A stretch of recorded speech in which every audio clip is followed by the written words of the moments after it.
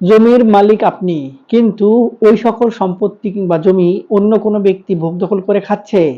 কোনোভাবেই আপনি সেই সকল সম্পত্তি আপনার ভোগ দখলে নিয়ে আসতে পারছেন না। তাহলে এই ভিডিওটি আপনার জন্য।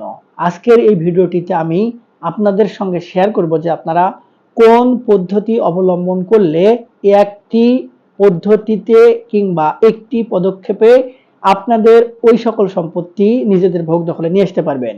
সুপ্রিয় ভিউয়ার্স, ভিডিওটির বিষয়বস্তু অত্যন্ত গুরুত্বপূর্ণ।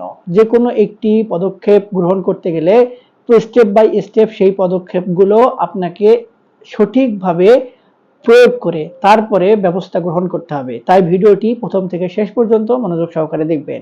আসসালামু আলাইকুম। আমরা অনেকেই আমাদের সম্পত্তি চোখের সামনে অনেক ব্যক্তিকে ভোগ দখল করতে দেখি, কিন্তু কোনোভাবেই সেই সকল সম্পত্তি তাদের থেকে নিয়ে আমরা আমাদের ভোগ দখলে নিয়ে আসতে পারি না। নানান জনে নানান পরামর্শ দেয়, কোন পরামর্শ গ্রহণ করব কিংবা কোন পদ্ধতি অবলম্বন করলে সম্পত্তিগুলো আমার ভোগ দখল নিয়ে আসতে পারবো খুব সহজেই, এটি নিয়ে আমরা সংশয়ে থাকি। এবং আমরা সচরাচর যে বিষয়টি লক্ষ্য করি সেটি হচ্ছে, আদালতে জমি জমা সংক্রান্ত যখন একটি মামলা হয়, সেই মামলার সহজে রায় হয় না। যে পক্ষ মামলা করে তিনিও সুবিধা ভোগ করতে পারেন না, কিংবা যে ব্যক্তি সম্পত্তির বিপক্ষ পক্ষ কিংবা বিবাদী তারাও কিন্তু কোনো একটি সুবিধা করতে পারে না।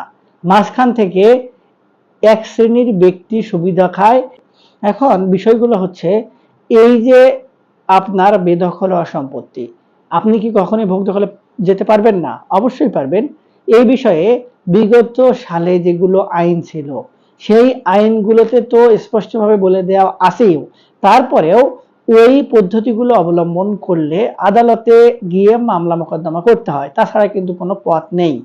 এই আদালতে না গিয়ে যেন বিষয়গুলো অন্য কোনো বিকল্প পদ্ধতি অবলম্বন করে সমাধান করা যায়, এবং পরবর্তীতে আমাদের যে স্থানীয় সালিশ কিংবা গ্রাম্য আদালত কিংবা থানায় বসে যে মীমাংসাগুলো করানোর চেষ্টা হয়, কিংবা যে পক্ষ সিদ্ধান্তগুলো মানতে চায় না, পরবর্তীতে ওই সিদ্ধান্ত কিংবা ওই পক্ষ যে মানলো না, তাদের বিরুদ্ধে কিন্তু কোনো ব্যবস্থা গ্রহণ করা যায় না।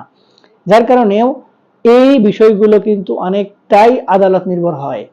এই জন্যই আদালত নির্ভরতা কমাতে ভূমি অপরাধ প্রতিরোধ এবং প্রতিকার আইন কিন্তু চমৎকার একটি সুযোগ করে দিয়েছে।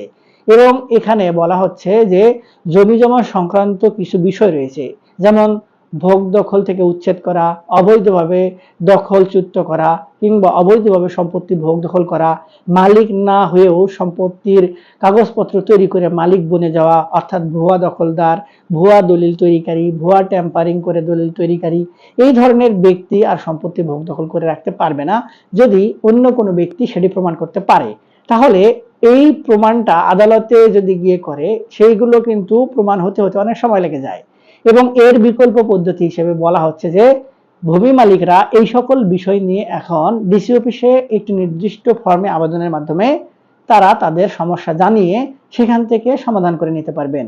এবং এই সমস্যাগুলো আগে চিহ্নিত করতে হবে, অর্থাৎ আপনি যে সম্পত্তি থেকে বিতাড়িত হয়েছেন কিংবা আপনার পূর্বপুরুষ হয়েছিল, এখন আপনি ওই সকল সম্পত্তির মালিক, কিংবা আপনার পূর্বপুরুষের সূত্র ধরে আপনি ওয়ারিশান সূত্রে মালিক। এই ওয়ারিশান সূত্রে মালিক ধরেও কিন্তু আপনি সম্পত্তির ভোগ দখল চাইতে পারবেন।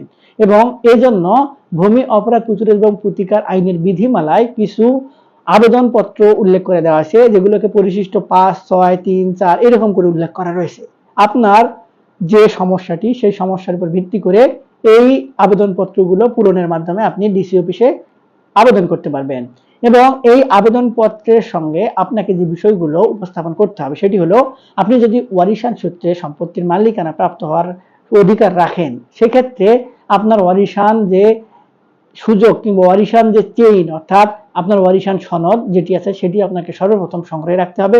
এবং আপনি যদি মালিক হয়ে থাকেন তাহলে আপনার ডকুমেন্ট যেগুলো রয়েছে, অর্থাৎ দলিল থাকলে দলিল, খতিয়ান থাকলে খতিয়ান, খাজনা প্রদানের রসিদ থাকলে খাজনা প্রদানের রসিদ, এই যে বিষয়গুলো, অথবা আপনি যদি পূর্বপুরুষের সূত্রে মালিক হয়ে থাকেন তাহলে ওয়ারিশান সনদ সংগ্রহ করলেন, পাশাপাশি আপনি আপনার ওয়ারিশরা ওই সকল সম্পত্তির কিভাবে মালিক তার প্রমাণস্বরূপ ওই দলিল, খতিয়ান, খাজনা প্রদানের রসিদ, এগুলোর যে কোনো কিছু একটি পোক্ত ডকুমেন্ট আর কি। এখন এগুলো অবশ্যই আপনাকে অথেন্টিক হতে হবে। কোনো ধরনের কোনোভাবে এমন কোনো প্রশ্ন তোলার সুযোগ থাকবে না কিংবা রাখা যাবে না যে এই ডকুমেন্টগুলো জাল কিংবা এই ডকুমেন্টগুলো বাতিল হওয়ার সুযোগ রয়েছে। যদি এই ধরনের নড়বড়ে ডকুমেন্ট হয় তাহলে আপনার কোনো পদক্ষেপ না নেওয়া উত্তম। আর যদি আপনি স্ট্রিক্টলি পদক্ষেপ নিতে চান তাহলে এই ডকুমেন্টগুলো আপনাকে স্ট্রিক্ট থাকতে হবে এবং তারই পরিপ্রেক্ষিতে এই ডকুমেন্টগুলোর সঙ্গে আনুষঙ্গিক কিছু ফি রয়েছে এবং এই ফিগুলো পরিশোধের মাধ্যমে আপনারা ডিসি অফিসে আবেদন করবেন। যখন ডিসি অফিস সেই অভিযোগগুলো আমলে নিয়ে সেটির বিরুদ্ধে অ্যাকশন গ্রহণ করা যাবে কিনা এই ব্যবস্থার অনুসারে একজন ম্যাজিস্ট্রেটকে দায়িত্ব প্রদান করবেন। সেই ম্যাজিস্ট্রেট সেই দায়িত্ব প্রাপ্ত হওয়ার পরে 3 মাসের মধ্যে আপনার সমস্যাটি মাঠ পর্যায়ে গিয়ে যাচাই বাছাই করে সকল ডকুমেন্ট নিজে সশরীরে ডিসি অফিস থেকে নির্দেশ ক্রমে সাব রেজিস্ট্রি অফিস, ভূমি অফিস, রেকর্ড রুম, জেলা রেকর্ড রুম, যেখানে যেখানে যাওয়া প্রয়োজন সেখানে সেখানে যাবেন এবং আপনার ডকুমেন্টগুলো যাচাই বাছাই করবেন এবং যে পক্ষ সম্পত্তিটি ভোগ দখল করছে অর্থাৎ আপনি যাকে অবৈধ দখলদার বলছেন সেই পক্ষের কি কি ডকুমেন্ট আছে, সেগুলো কিভাবে তারা তৈরি করে নিলেন, এই বিষয়গুলো যাচাই বাছাই করার মাধ্যমে তিনি 3 মাসের মধ্যে একটি রিপোর্ট ডিসি অফিসে প্রদান করবেন এবং সেই রিপোর্টের উপর ভিত্তি করে জানিয়ে দেওয়া হবে আপনি সম্পত্তি পাবেন কি পাবেন না। তবে প্রথমে বলেছিলাম আপনার ডকুমেন্টে যদি প্রশ্ন তোলার সুযোগ থাকে কিংবা ডকুমেন্টটি জাল কিংবা আপনি ডকুমেন্টটি ঠিক মতো যাচাই করেন নাই, আপনি পূর্বপুরুষের ডকুমেন্ট জমা দিয়েছেন, আপনার পূর্বপুরুষ আগেই ওই সকল সম্পত্তি আরেকজনের কাছে বিক্রয় করে দিয়েছে, আপনি জানেনই না, ওই সকল ব্যক্তির ওয়ারিশান সূত্র ধরে এখন যারা রয়েছে তারা ভোগ দখল করছে, তাহলে তো তাদের কিছু করার নেই। আপনি একটি ডকুমেন্ট পেয়ে লাফালাফি করা শুরু করেছেন, আপনার ডকুমেন্টে ঠিক আপনি নেশা সম্পত্তি ভোগ দখলের জন্য আবেদন করেছেন, এগুলো করা যাবে না। এগুলো করলে ভূমি অপরাধ প্রতিরোধ এবং প্রতিকার আইন অনুযায়ী আপনাকে কিন্তু উল্টা হয়রানি করার জন্য শাস্তির ব্যবস্থাও রাখা হয়েছে। তো এই যে একটি পদক্ষেপ, এই একটি পদক্ষেপের মাধ্যমে আপনারা এখন থেকে ডিসি অফিসে আবেদনের মাধ্যমে আপনার বেদখল হওয়া সম্পত্তি খুব সহজেই নিজের ভোগ দখলে নিয়ে আসতে পারবেন। এক্ষেত্রে আপনাকে উকিলের ফি দিতে হবে না, বাড়তি কোনো ঝঞ্ঝাট পোহাতে হবে না, মাসে মাসে কিংবা নির্দিষ্ট ডেটে ডেটে আদালতে হাজির হতে হবে না। আমরা জানি ডেট অনুযায়ী আদালতে যদি হাজির না হওয়া যায় কিংবা আপনার নিযুক্ত উকিল যদি হাজিরা না দেয় তাহলে কিন্তু আপনার আবেদনটি খারিজ হয়ে যাবে। আর যদি খারিজ হয় তাহলে দ্বিতীয়বার আপনি ওই একই বিষয় নিয়ে আদালতে মামলা করতে পারবেন না। এগুলো বহু ঝঞ্ঝাট আছে, এই ঝঞ্ঝাটগুলো আপনার কিন্তু আর পোহাতে হবে না। সুপ্রিয় ভিউয়ার্স, এই যে বিষয়টি, এই বিষয়টি কিন্তু অত্যন্ত গুরুত্বপূর্ণ। আমরা বারবার করে আপনাদেরকে এই বিষয়টি জানানোর চেষ্টা করছি, বোঝানোর চেষ্টা করছি। অনেকে এই বিষয়টি জানেন, বোঝেন, তারপরেও বারবার এই বিষয়টি নিয়ে বিতর্ক তৈরি করছেন, যেগুলো আসলে খুবই অনাকাঙ্ক্ষিত।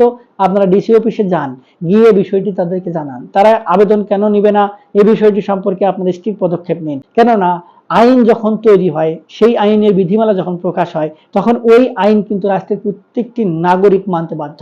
এখন যদি ভূমি অপরাধ প্রতিরোধ এবং প্রতিকার আইন অনুযায়ী আদালতে কোনো মামলা ওঠে, তাহলে কি এই ভূমি অপরাধ প্রতিরোধ এবং প্রতিকার আইনের যে ধারাগুলো এগুলো প্রয়োগ হবে না?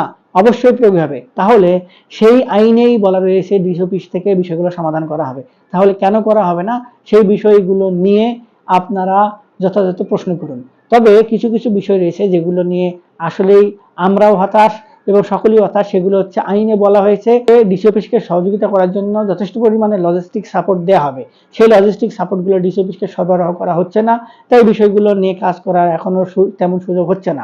আশা করি সকল বিষয় সমাধান হয়ে খুব শীঘ্রই এই পদ্ধতিগুলো অবলম্বনের মাধ্যমে ভূমি মালিকেরা তাদের বেদখল হওয়া সম্পত্তি কিংবা তাদের যে সম্পত্তি অন্যরা ভোগ দখল করছে সেগুলো নিজের ভোগ দখলে নিয়ে আসতে পারবেন। আর আপনারা যারা প্রথম থেকে শেষ পর্যন্ত আমার ভিডিওটি দেখলেন, আপনারা নিশ্চয়ই একটু হলে বুঝতে পেরেছেন যে কোন পদক্ষেপ গ্রহণের মাধ্যমে আপনারা আপনাদের বেদখল হওয়া সম্পত্তি খুব সহজেই কোনো হয়রানি ছাড়াই নিজের ভোগ দখলে নিয়ে আসতে পারবেন এবং কোন কোন ডকুমেন্ট আপনাদের সেক্ষেত্রে প্রয়োজন হবে। তাছাড়া যদি এই সংক্রান্ত বিষয় নিয়ে আপনাদের আরো কোনো কিছু জানার থাকে কিংবা বোঝার থাকে তাহলে আপনারা অনলাইনে সার্চ দিয়ে বিষয়গুলো সম্পর্কে অবহিত হতে পারবেন কিংবা আমাদের থেকে সহযোগিতা দরকার হলে ভিডিওর নিচে কমেন্ট বক্স রয়েছে, সেখানে কমেন্টস করবেন, আমরা আপনাদের সহযোগিতা করার চেষ্টা করব। আজকে এই পর্যন্তই, দেখা হবে সামনে নতুন কোনো ভিডিওতে। ততদিন পর্যন্ত ভালো থাকবেন, ধন্যবাদ।